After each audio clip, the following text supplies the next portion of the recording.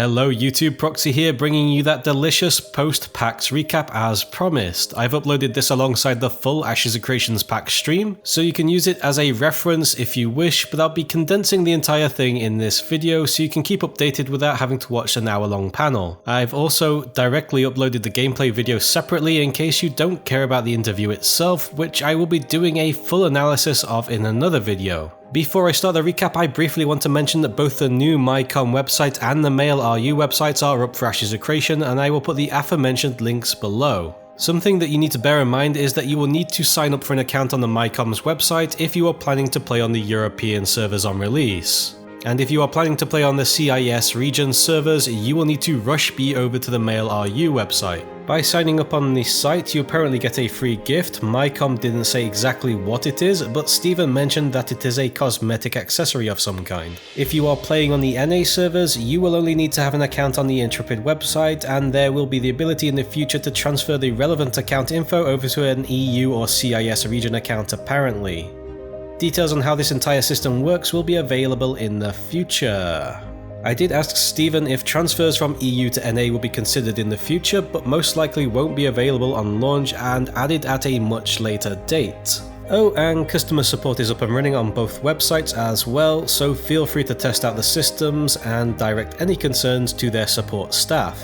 Anyway, let's move on to the panel recap. First, we have the panel lineup. From left to right, we have Akil Hooper, Jeff Bard, Stephen Sharif, Matt Broom, and finally my personal favourite, Michael Bacon. The first portion extends into a little talk about the fact they now have over 100 employees, with the hopes to obtain over 200 by the end of the year, with employees spanning the entire globe. The panel breaks down into small mini interviews with each panelists and how things have developed over the course of the year, etc, etc. They proceed to talk about their success at Gamescom, as well as the 2 awards won, which I mentioned in my previous mini news update, as well as how impressed people were with the new game footage. So that covered around about 25 minutes of the first part of the panel. It takes a while, but we eventually get some interesting information when Matt Broom talks about the modular armor design. The topic talks about the planned customization of gear and the aspect of modular components for the armor and weapons you use. Hooper adds to the conversation by saying what Matt is doing is great, and currently the modular components of the armors and gear that you can wear,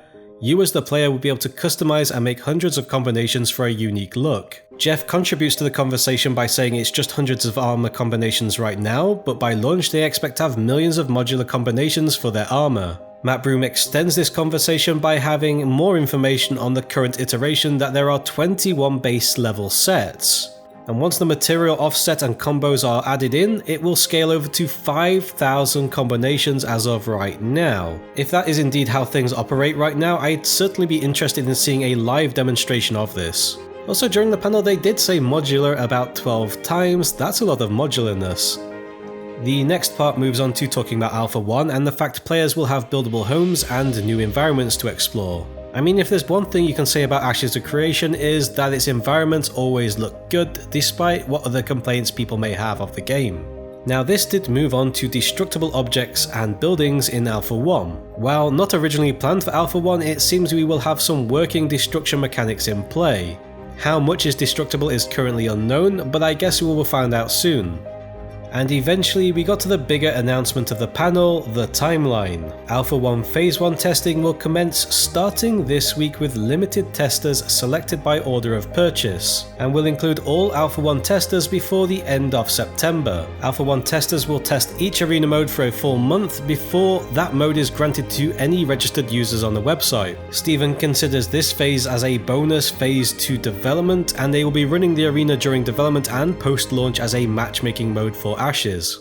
It's important to note that people who have registered an account on the website and never bought an Alpha 1 package will only get access to the arena portion of Alpha 1. The first mode of Alpha 1 is going to be a Battlegrounds, a last man standing mode, and that's going to have hundreds of players on a map, basically Ashes of Creation Battle Royale, complete with Fortnite style bushes it seems. And the later parts of Alpha 1 Phase 1 will introduce the other Battlegrounds.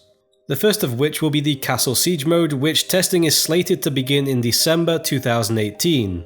This will be an objective-based event with key objectives that either need to be maintained if you are defending or destroyed if you are attacking. During this mode, there will be several class kits to choose from. This takes place in and around the Destructible castle. It will be a 100 versus 100 player event, 200 players in total. There will be siege weaponry that is deployable and can be piloted by players, and a guild mode that allows 20 guildies to enter a match together. Shame it doesn't allow for a full guild to join. In March 2019, Horde mode testing of Alpha 1 Phase 1 will begin. This mode is essentially co-op style gameplay with waves that must be defeated. The waves will increase in difficulty as you go, monster coin system will be implemented so you can play as a monster, there will be boss battles and boss mechanics during these waves, and there is a merchant system, unsure if this works like it does in Killing Floor or has a different approach mechanically. I guess we will find out in March.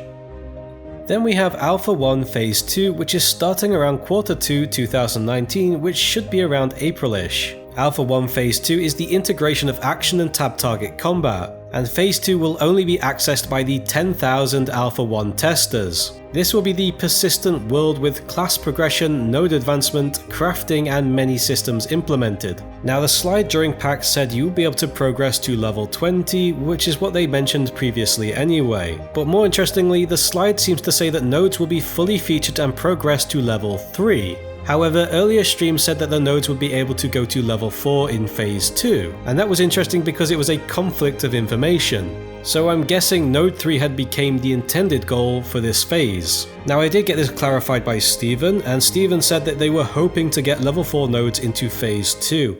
However, Jeffrey Bard thought it would be better if they focused on keeping it at level 3 for now. So we're most likely going to get level 3 nodes in Phase 2, however, there is the potential for it to be level 4 nodes. And these nodes will include shops, government, and freeholds during Phase 2. Phase 2 will also introduce a character customization suite, around 25% of the total world size to explore, a concurrent population of 1,500 people with 2 to 3 servers. Now that might seem low, but you have to remember there is only going to be 10,000 people in this testing phase, and that the current population will most likely scale up over time, as that's the usual process with alpha testing. Now as for when Alpha 2 will start, it's listed to start in the third quarter of 2019. So I have been saying for a while that I don't think this game will be released in 2019. And with this updated timeline, I feel like my judgment is somewhat reaffirmed. But Steven is adamant that the game will still release before 2020. Now notice Steven says always before 2020 and not 2019. And I've been thinking lately that perhaps this is in fact a play on words. Now if you look at how Americans write their dates, we'll take the 20th of January 2020 for example, that it's written like 01/20/20. 2020. So theoretically, this could all be an elaborate play on words by Steven, insinuating that the game will be released before the 20th in literally any month of 2020. It would explain why he always says before 2020 and not 2019. After the timeline, a trailer was shown, which I have uploaded separately, and as I said, I will analyze that later. The panel also mentions that the account system will be finally undergoing a full revamp, which honestly needed doing, and they will allow you to add friends and create guilds, so I can't wait for this as well. There was one part of the panel that was oddly lewd though. And it feels good to actually make a commitment and arrive earlier than expected. And I hope it feels good for you guys too. Well, I am officially lost for words, Steven. After the erotic insinuations by Steven, the panel continues on about how the industry is and finishes up with a Q&A that literally only had repeat questions. So no new information from that really. Now there has been some community news this week, but it's mostly in the form of content creation. A shout out goes to my bro Fushi for getting back into making content, though he's revamped his channel and getting back into the swing of things with a new, significantly less cringy style of content, so props to Fushi.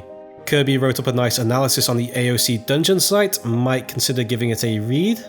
Midgard gave his opinion as to why Ashes of Creation was important for the industry going ahead in his latest video. And we also have the appearance of some well-known content creators such as Lazy Peon, Sir Medieval and Richie SH on the scene, creeping in as things accelerate towards Alpha 1 and the release of new gameplay. The hype appears to be building excessively. Voxov has finally made another Antics of Creation comic, and we'll put the link to the forum post below so you can go have a gander. It's been a while since they've made anything. Oh, and it appears my speculation on the wall skill in my mini news update was in fact correct, that it was an updated effect animation of the original tank wall skill. Interesting. Is this the start of the Trump wall meta?